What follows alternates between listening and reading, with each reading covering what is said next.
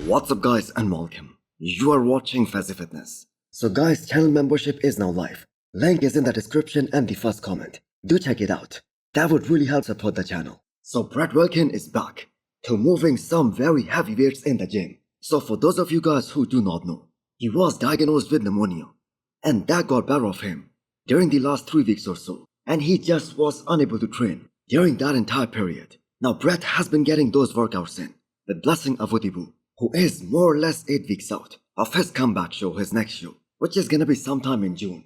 So the amount of weights that Brett has been able to move in those leg workouts, and I'm gonna say some brutal leg workouts, they are simply crazy. So Brett was the first guy to qualify for the Olympia this year, as he won the Legion Sports last year, which by the way was scheduled just 2 weeks before the Olympia last year. Now we know, and the fact of the matter is, the look that Brett Wilkin brought at the Legion Sports last year, that just won't place top 10 in the world. He was simply lacking size. Brett just wasn't big enough, and he just did not have that wow factor to stand out in the second Olympia call-out. But if he can just maintain the kind of size that he had leading into that show, let's say the kind of muscularity that he had at 2 or 3 weeks out, he's gonna be dangerous. So the plan is to put on another 5 to 7 pounds of quality muscle on that frame. And if he can do that, that is gonna be pretty damn impressive.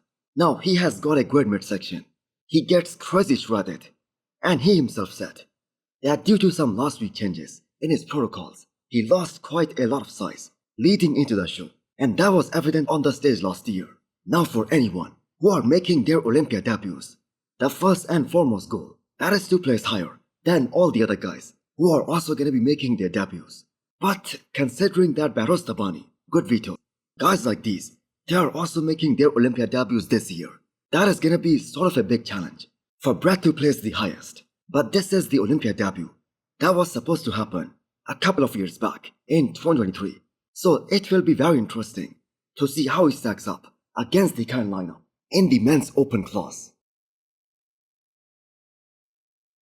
Next up, we have an update from 2023 California Pro Champion Ross Patrick, or Ross Flanagan. Now for any of you guys who have been following Ross's journey ever since he won Cali Pro to stepping on that Miss Olympia stage that same year, making his Olympia debut, this physique update right here, that might shock you all, because this is probably the most balanced physique update that we have seen from him ever since this guy came onto the scene. Now Ross is a guy who has always been known for having some of the biggest legs in pro bodybuilding scene. His quads are absolutely humongous. Now on the other hand, his upper body, that was obviously way behind in overall development, especially back in 2023 when he competed multiple times. But here you can see, things are kind of totally different, and that is something done deliberately. So Ross has been dealing with some kind of nerve issue for quite some time now, and he has lost considerable amount of density in the lower half during this time span. And that is one of the major reasons we haven't seen him compete for almost 2 years now, as he was facing multiple other problems as well, which was a clear sign not to start prepping for any kind of show. Now from the looks of it, it doesn't seem like that he's gonna be on the stage this year either. So it's kind of unfortunate that he had to face all these problems, all these obstacles, and that happened just as he started winning. Now Ross's looks at both Cali Pro and Toronto Pro, they were pretty damn impressive in a sense that he was up against guys like Tony Burton, Sergio Oliva Jr., Ian Valier, and Hassan Mostafa, and he was still winning the conditioning battle, and that too quite easily against all of them. So will he compete again? Well, not until he resolves all these problems, and that is 100% the right call. Guys, we have a limited time offer. If you buy any flavor of Bloodshot, you are gonna get a free Dying Breed t-shirt. The discount code is on the screen right now, and use the code FAZI10 to get 10% extra discount. Michal Krizo is really turning some heads with his incredible conditioning less than 5 weeks out of this upcoming Pittsburgh Pro, which by the way is also his comeback show after almost 1 year. So the side leg with that hamstring drop, that looks so damn impressive. Now Krizo is working more than usual on his posing and presentation, as that has been the biggest point of concern and criticism for him, and the judges have pointed out multiple times that he needs to do a lot better in terms of how he presents his physique. And if he can do that, bring better posing, and do a better job at presenting his physique, he can be so much more dangerous. So let's say if a guy like Chris Cormier who is a master of posing and presentation, he was to critique this pose, I bet you he would make him do some adjustments and make it look way more impressive and more aesthetic, even on a mass monster like Krizo. So that thin cellophane-like skin, that paper-thin skin, that is one of his biggest strengths that allows Krizo to bring a lot of detail on the stage. So with the way things are looking right now, Michal Krizo is gonna unlock a whole new level, especially in terms of his conditioning, with his new coach, George Farrell.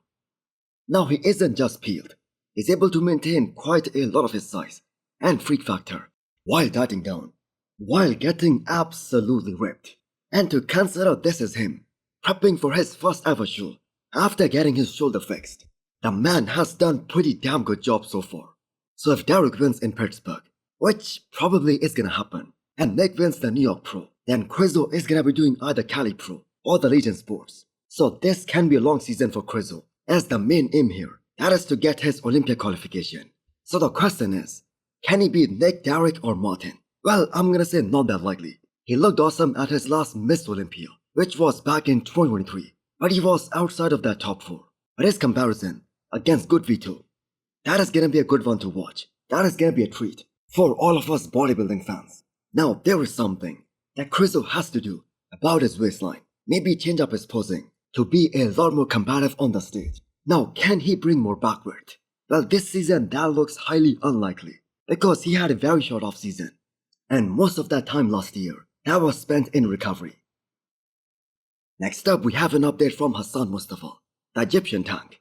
So he's starting his prep, looking relatively leaner than he normally does, which is a huge plus point for him, since he has the hardest time getting truly ripped. So last year, he was struggling to even crack top 5 in his last show, because the man was just so far off, despite all of his size, all of his muscularity. Now he has worked with so many coaches up until now, and those include some of the legends of the game, like Chris Aceto and Chad Nichols. And Aceto even said that Hassan is probably the hardest athlete to get in shape for a show. Now AJ Sims did an awesome job with Hassan, and actually he's the only one who got him absolutely ripped and helped him win 2 back-to-back shows. But unfortunately, because of some health complications, he could not do the Olympia that year with AJ Sims, even though he was on prep up until 1.5 weeks out of the Olympia that year. Now, if we are being brutally honest here, Hassan Mostafa is gonna have some very hard time qualifying for this year's Miss Olympia because of the depth of the competition. The margin of error for him, that is absolutely zero because of his structure. He has the muscularity, and that is absolutely insane. But the fact is, he needs to be 100% on to beat all these guys who have better shape than him. Now Hassan was weighing above 300 pounds for most part of his off-season, which we aren't sure is needed for him at all. The fact is, he doesn't need more muscle to get to that Miss Olympia stage. He just needs to be shredded, and he just needs to bring the condition.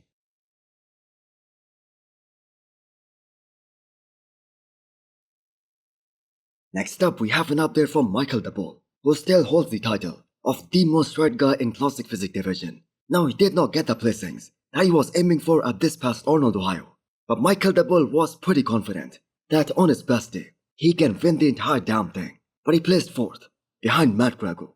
Now Logan and Mike Sommerfeld, they were also in that same kind of condition. But the fact is, this just wasn't an ideal prep for Michale Daboul. He was suffering from some kind of colon issue, not just in this prep, but for the last 3 shows that he did, including the Olympia last year. And he isn't the guy with the smallest waistline.